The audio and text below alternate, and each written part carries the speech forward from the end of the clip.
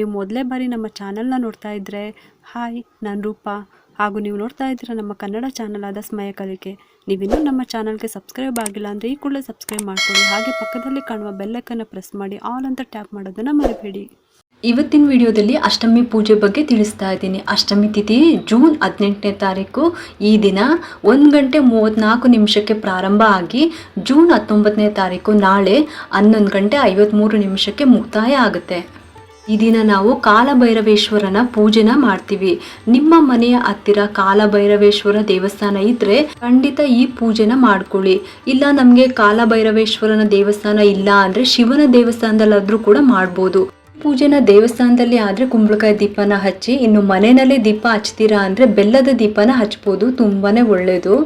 ಇನ್ನು ವೀವರ್ಸ್ ಒಬ್ರು ಕೇಳಿದ್ರು ಬೆಲ್ಲದ ದೀಪ ಹಚ್ಚಿದಾದ್ಮೇಲೆ ಅಕ್ಕಿ ಮತ್ತು ಬೆಲ್ಲನ ಏನು ಮಾಡಬೇಕು ಅಂತ. ಅಕ್ಕಿ ಮತ್ತು ಬೆಲ್ಲ ನೀವು ಪೂಜೆ ಆದ ದಿನ ಅಕ್ಕಿನ ನೆನೆಸಿಟ್ಬಿಡಿ. ಆಮೇಲೆ ನೆಂದಿರುವ ಅಕ್ಕಿನ ಜೊತೆಗೆ ಈ ಬೆಲ್ಲವನ್ನು ಸೇರಿಸಿ ಆದರೆ ಪುಡಿ ಮಾಡ್ಕೊಳ್ಳಿ, ಇಲ್ಲ ಹಾಗೇನೂ ಕೊಡ್ಬೋದು. ಅಕ್ಕಿ ಮತ್ತು ಬೆಲ್ಲನ ತಗೊಂಡು ಅಂದರೆ ನೆನೆಸಿಟ್ಟಿರುವ ಅಕ್ಕಿ ಮತ್ತು ಬೆಲ್ಲನ ತಗೊಂಡು ಹಸುವಿಗೆ ತಿನ್ನಿಸ್ಬೇಕು. ತುಂಬ ಅಂದರೆ ತುಂಬ ಒಳ್ಳೆಯದು. ಇನ್ನು ನೀವು ಈ ದೀಪಕ್ಕೆ ಶುದ್ಧ ತುಪ್ಪನ ಬಳಸಬೇಕು. ನಾವು ತಿನ್ನೋದಕ್ಕೆ ಅಂತ ತುಪ್ಪನ ಯೂಸ್ ಮಾಡ್ತೀವಲ್ಲ, ಆ ಥರ ತುಪ್ಪನ ಸಪ್ರೇಟಾಗಿ ಇಟ್ಕೊಂಡು ದೇವರ ಪೂಜೆಗೆ ಅಂತ ಉಪಯೋಗಿಸ್ಕೋಬೇಕು. ಯಾವುದೇ ಕಾರಣಕ್ಕೂ ಗ್ರಂಥಿಗೆ ಅಂಗಡಿನಲ್ಲೆಲ್ಲ ಸಿಗುತ್ತಲ್ವ ದೇವರಿಗೆ ಪೂಜೆಗೆ ಅಂತ ತುಪ್ಪ, ಆ ತುಪ್ಪವನ್ನು ಯೂಸ್ ಮಾಡಬೇಡಿ. ಈ ಥರ ತುಪ್ಪನ ಹಾಕ್ಕೊಂಡು ನೀವು ದೀಪನ ಹಚ್ಕೋಬೇಕು. ಇನ್ನು ನಿಮ್ಮ ಮನೆ ಹತ್ತಿರ ಹಸು ಏನಾದ್ರು ಸಿಕ್ಕಿಲ್ಲ ಅಂದರೆ ಅವಾಗ ಏನಪ್ಪ ಮಾಡಬೇಕು ಅಂದರೆ ಅಕ್ಕಿ ಮತ್ತು ಬೆಲ್ಲ ಏನಿರುತ್ತೆ ಅದಕ್ಕೆ ಸ್ವಲ್ಪ ಹೆಸರು ಬೇಳೆ ಮತ್ತು ತುಪ್ಪ, ಏಲಕ್ಕಿ ಆ ರೀತಿ ಎಲ್ಲ ಹಾಕಿಬಿಟ್ಟು ನಾವೇನು ಬೆಲ್ಲದನ್ನ ಅಂತ ಮಾಡ್ತೀವಲ್ವ ಆ ರೀತಿ ನೀವು ಅನ್ನನ ಮಾಡಿಬಿಟ್ಟು ಅಂದರೆ ಬೆಲ್ಲದನ್ನ ಮಾಡಿಬಿಟ್ಟು ನೀವು ಪ್ರಸಾದವಾಗಿ ಮನೆಯವರೆಲ್ಲ ತಿನ್ಕೋಬೋದು. ತುಂಬ ಅಂದರೆ ತುಂಬ ಒಳ್ಳೆಯದು. ನಾನು ದುರ್ಗಾದೇವಿ ದೇವಸ್ಥಾನದಲ್ಲಿ ಹಚ್ಚಿರುವ ಬೆಲ್ಲದ ದೀಪದ ಆ ಒಂದು ವಿಡಿಯೋ ಕೂಡ ನಾನು ಶೇರ್ ಮಾಡಿದ್ದೀನಿ. ಆ ಲಿಂಕ್ನ ಡಿಸ್ಕ್ರಿಪ್ಷನ್ ಬಾಕ್ಸ್ನಲ್ಲಿ ಕೊಟ್ಟಿರ್ತೀನಿ, ಒಂದ್ಸಲಿ ಚೆಕ್ ಮಾಡಿ ನೋಡಿ. ಅಥವಾ ಇನ್ನೂ ಕನ್ಫ್ಯೂಷನ್ ಏನಾದರೂ ಇದ್ದರೆ ಕಮೆಂಟ್ ಮಾಡಿ, ಮತ್ತೆ ಹೊಸ ವಿಡಿಯೋನ ಮಾಡಿ ನಿಮಗೆ ಶೇರ್ ಮಾಡ್ತೀನಿ. ಈ ಥರ ಮನೆಯಲ್ಲಿ ದೀಪಾರಾಧನೆನ ಮಾಡ್ಕೋಬೋದು. ಇನ್ನು ದೇವಸ್ಥಾನದಲ್ಲಿ ಅಂದರೆ ಕುಂಬಳಕಾಯಿ ದೀಪನ ಹಚ್ಬೋದು. ಇನ್ನೊಂದು ವಿಷಯ ಏನಂದರೆ ನಿಮ್ಮ ಸಮಸ್ಯೆಗಳಿಗೆ ಒಂದೊಂದು ದೀಪಾರಾಧನೆ ಇರುತ್ತೆ. ಅಂತಹ ದೀಪಾರಾಧನೆಯನ್ನು ನಾವು ಅಷ್ಟಮಿ ದಿವಸ ಮಾಡಿದ್ರೆ ಒಳ್ಳೆಯದು. ಕಾಲಭೈರವೇಶ್ವರನಿಗೆ 8 ಅಂದರೆ ತುಂಬ ಶ್ರೇಷ್ಠ. ಅದಕ್ಕೆ ನೀವೇನಾದರೂ ವ್ರತದ ರೀತಿಲಿ ಮಾಡಿದ್ರೆ ಅಷ್ಟಮಿ ದಿವಸ 8 ವಾರ ಮಾಡಬೇಕಾಗುತ್ತೆ. ಇಲ್ಲ ಭಾನುವಾರ ರಾಹುಗಾಲದಲ್ಲಿ ಮಾಡಿದ್ರೂ ಕೂಡ ತುಂಬ ಒಳ್ಳೆಯದು. ಇಲ್ಲ ಅಷ್ಟಮಿ ದಿವಸ ಕೂಡ ಮಾಡ್ಬೋದು. ಬೆಳಗ್ಗೆ ಹೊತ್ತು ಅಥವಾ ರಾಹುಗಾಲದಲ್ಲೂ ಕೂಡ ನೀವು ಈ ದೀಪವನ್ನು ಹಚ್ಬೋದು. ಇನ್ನು ದೇವಸ್ಥಾನದಲ್ಲಿ ಹಚ್ತೀರಾ ಈ ದೀಪನ ಅಂದರೆ ನಿಮ್ಮ ಸಮಸ್ಯೆಗೆ ಬೇರೆ ಬೇರೆ ದೀಪಗಳನ್ನು ಹಚ್ಚಬೇಕಾಗುತ್ತೆ. ಅಂದರೆ ಕುಂಬಳಕಾಯಿ ದೀಪ, ತೆಂಗಿನಕಾಯಿ ದೀಪ, ಸಪೋಟ ದೀಪ, ಮತ್ತು ಹಾಗಲಕಾಯಿ ದೀಪ, ಮತ್ತು ಮೆಣಸಿನ ದೀಪ, ಹಾಗೆ ಬೆಲ್ಲದ ದೀಪ, ಈ ಥರ ಇಂಥದ್ದೇ ದೀಪಗಳು ಹಚ್ಚಬೇಕು ಅಂತಲೂ ಕೂಡ ಇರುತ್ತೆ. ಅದನ್ನು ನೋಡಿಕೊಂಡು ತಿಳ್ಕೊಂಡು ನೀವು ದೀಪವನ್ನು ಹಚ್ಕೊಳ್ಳಿ, ತುಂಬ ಒಳ್ಳೆಯದು. ನೋಡಿರೋ ಹಂಗೆ ಜಾಸ್ತಿ ಎಲ್ಲರೂ ಕುಂಬಳಕಾಯಿ ದೀಪನ ಹಚ್ತಾರೆ. ಇನ್ನು ನೀವು ದೀಪ ಹಚ್ತೀರಾ ಅಂದರೆ ಹೆಣ್ಮಕ್ಳು ಆದಷ್ಟು ಸೀರೆನ ಉಟ್ಕೊಂಡು ಹೋಗಿ ಒಳ್ಳೆಯದು. ಇನ್ನು ಮನೆಯಲ್ಲಿ ಆದ್ರೂ ಕೂಡ ಅಷ್ಟೇ, ಪೂಜೆ ಆಗಿ ಮುಗಿಯೋವರೆಗೂ ಕೂಡ ಆದ್ರೂ ಸೀರೆನ ಉಟ್ಕೊಂಡು ದೀಪನ ಹಚ್ಚಿ, ತುಂಬ ಅಂದರೆ ತುಂಬ ಒಳ್ಳೆಯದು. ದೇವಸ್ಥಾನಕ್ಕೆ ಹೋಗಿ ಮೊದಲು ದೇವರ ದರ್ಶನ ಮಾಡ್ಕೊಳ್ಳಿ. ನಿಮ್ಮ ಮನಸ್ಸಿನಲ್ಲಿ ಏನಿದೆ ಆ ಭಗವಂತನಿಗೆ ಹೇಳ್ಕೊಳ್ಳಿ, ಕಣ್ತುಂಬ ಆ ದೇವರನ್ನ ನೋಡಿ. ಆಮೇಲೆ ಮಂಗಳಾರತಿ ತಗೊಂಡು ತೀರ್ಥ ತಗೊಂಡು ನಂತರ ಪ್ರದಕ್ಷಿಣೆ ಹಾಕಬೇಕು. ಈ ಒಂದು ಪ್ರದಕ್ಷಿಣೆ ಕೂಡ ಅಷ್ಟೇ, ನಮ್ಮ ಸಮಸ್ಯೆಗೆ ಇಷ್ಟು ಪ್ರದಕ್ಷಿಣೆ ಅಂತ ಇರುತ್ತೆ, ಅದನ್ನು ಹಾಕ್ಕೋಬೇಕು. ಈ ವಿಡಿಯೋನು ಕೂಡ ಅಂದರೆ ಎಷ್ಟು ಪ್ರದಕ್ಷಿಣೆ ಹಾಕಬೇಕು ಅಂತಲೂ ಕೂಡ ನಾನು ವಿಡಿಯೋ ಮಾಡಿ ಶೇರ್ ಮಾಡಿದ್ದೀನಿ. ಆ ಲಿಂಕ್ನ ಡಿಸ್ಕ್ರಿಪ್ಷನ್ ಬಾಕ್ಸ್ನಲ್ಲಿ ಕೊಟ್ಟಿರ್ತೀನಿ, ಒನ್ಸ್ ಚೆಕ್ ಮಾಡಿ ನೋಡಿ. ಯಾವಾಗಲೂ ಕೂಡ ಮೊದಲು ದೀಪ ಹಚ್ಚಿ ಆಮೇಲೆ ದೇವರ ದರ್ಶನ ಮಾಡಬಾರ್ದು.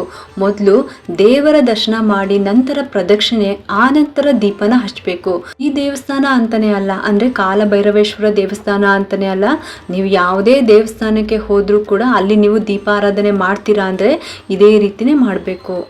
ಅಂದರೆ ಮೊದಲು ದೇವಸ್ಥಾನಕ್ಕೆ ಹೋದಾಗ ಕೈಕಾಲು ತೊಳ್ಕೊಂಬಿಟ್ಟು ಆಮೇಲೆ ದೇವರ ದರ್ಶನ ಮಾಡ್ಕೊಳ್ಳಿ, ಕಣ್ತುಂಬ ಆ ಭಗವಂತನನ್ನು ನೋಡಿ. ಆಮೇಲೆ ಮಂಗಳಾರತಿ ತೊಗೊಂಬಿಟ್ಟು ತೀರ್ಥ ತೊಗೊಂಡು ಆಮೇಲೆ ಪ್ರದಕ್ಷಿಣೆ ಹಾಕಿದಾದ್ಮೇಲೆ ನೀವು ದೀಪನ ಹಚ್ಚಬೇಕು. ಆ ನಂತರ ದೀಪ ಹಚ್ಚೋದಕ್ಕೆ ಒಂದು ಅಡಿಕೆ ಪ್ಲೇಟ್ನ ತಗೊಳ್ಳಿ, ಅದಕ್ಕೆ 5 ಕಡೆ ಅರಿಶಿನ ಕುಂಕುಮನ ಇಡಿ. ಆ ನಂತರ 1 ಇಡಿ ಅಥವಾ 3 ಇಡಿ ಅಕ್ಕಿನ ಹಾಕಬೇಕು.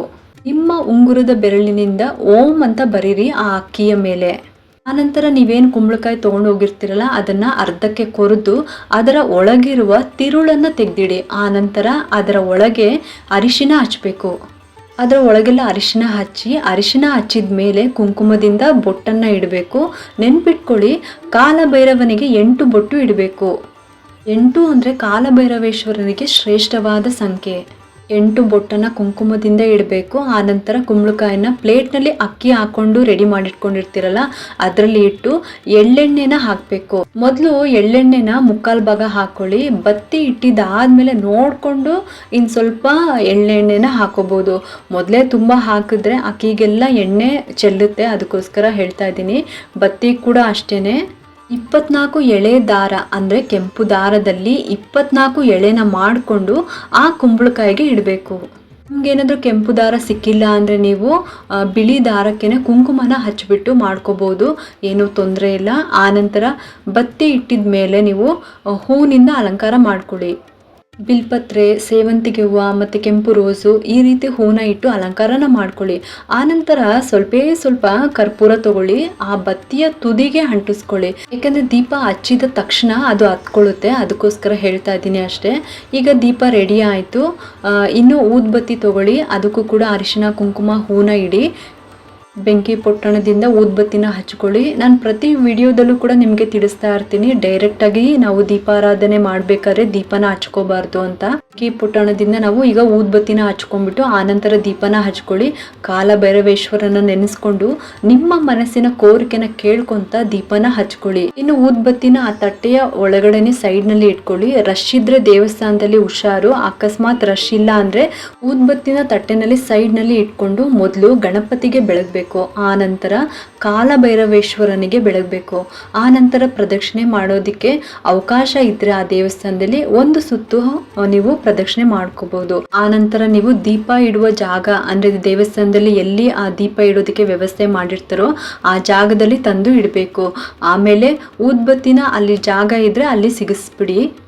ನಂತರ ನೀವೇನು ದೀಪನ ಹಚ್ಚಿ ಇಟ್ಟಿರ್ತೀರಲ್ವ ಆ ದೀಪಕ್ಕೆ ಕೈ ಮುಗಿದ್ಕೊಂಡ್ಬಿಟ್ಟು ಕಣ್ಣಿಗೆ ಒತ್ಕೊಳ್ಳಿ. ನನ್ನ ಸಂಕಲ್ಪನ ಬೇಗ ನೆರವೇರಿಸ್ಕೊಡಪ್ಪ ಅಂತಲೂ ಕೇಳ್ಕೊಳ್ಳಿ ಆ ಕ್ಷಣದಲ್ಲೂ ಕೂಡ. ನಂತರ ನೀವು ದೇವಸ್ಥಾನದಲ್ಲಿ ಸ್ವಲ್ಪ ಹೊತ್ತು ಕುತ್ಕೊಂಡ್ಬಿಟ್ಟು ಆನಂತರ ನೀವು ಮನೆಗೆ ಬರ್ಬೋದು. ಇದಿಷ್ಟು ಕೂಡ ಕಾಲಭೈರವೇಶ್ವರನಿಗೆ ಅಷ್ಟಮಿ ದಿವಸ ದೀಪಾರಾಧನೆ ಮಾಡುವಂಥ ವಿಧಾನ. ನಿಮಗೆಲ್ಲರಿಗೂ ಈ ಒಂದು ವಿಡಿಯೋ ಇಷ್ಟ ಆಗಿದ್ರೆ ಒಂದು ಲೈಕ್ ಮಾಡಿ, ಶೇರ್ ಮಾಡಿ ಮತ್ತು ಸಬ್ಸ್ಕ್ರೈಬ್ ಮಾಡಲು ಮರಿಬೇಡಿ. ಯಾಕೆಂದರೆ ನೀವು ಮಾಡೋ ಒಂದು ಸಬ್ಸ್ಕ್ರೈಬಿಂದ ನಮ್ಮಂತಹ ಸಣ್ಣ ಚಾನಲ್ಸ್ಗೆ ಒಂದು ಸಪೋರ್ಟ್ ಮಾಡ್ದಂಗೆ ಆಗುತ್ತೆ. ಮತ್ತೆ ಸಿಗ್ತೀನಿ ಮುಂದಿನ ಹೊಸ ವಿಡಿಯೋದೊಂದಿಗೆ ಅಂತ ಹೇಳುತ್ತಾ ಈ ವಿಡಿಯೋನ ಮುಗಿಸ್ತಾ ಇದ್ದೀನಿ. ಸರ್ವೇ ಜನ ಸುಖಿನೋ ಭವಂತು.